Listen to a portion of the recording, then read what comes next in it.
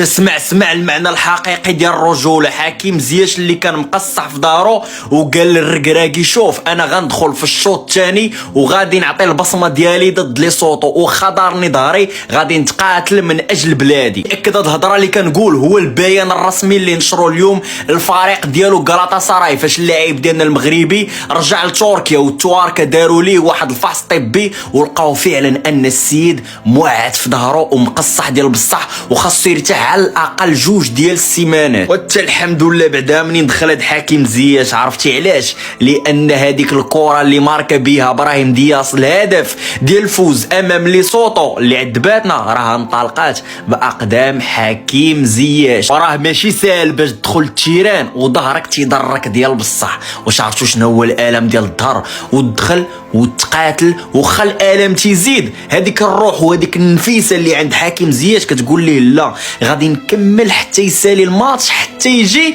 البيت. والحمد لله في الاخر اتى الهدف. وشكرا بوزياش. واش غنقول لك؟ سي الله يخليك لينا، سي الله يخلي لك مهمتك والله يخليك لينا. سمعوا الوصيه اللي كتوصيه جداه. منصب جديد للاسطوره نور الدين نيبت في احد المنتخبات المغربيه والحاج نصير والارقام القياسيه. كملوا معايا الفيديو حتى الاخر غادي نعطيكم كلشي بالتفاصيل. كيليان مبابي رسميا زمط لك باريس سان جيرمان. فراه اللجنه القانونيه لرابطه الانديه الفرنسيه طلبات من النادي الباريزي باش يخلصوا كيليان مبابي في جميع المستحقات ديالو تقريبا 55 مليون يورو.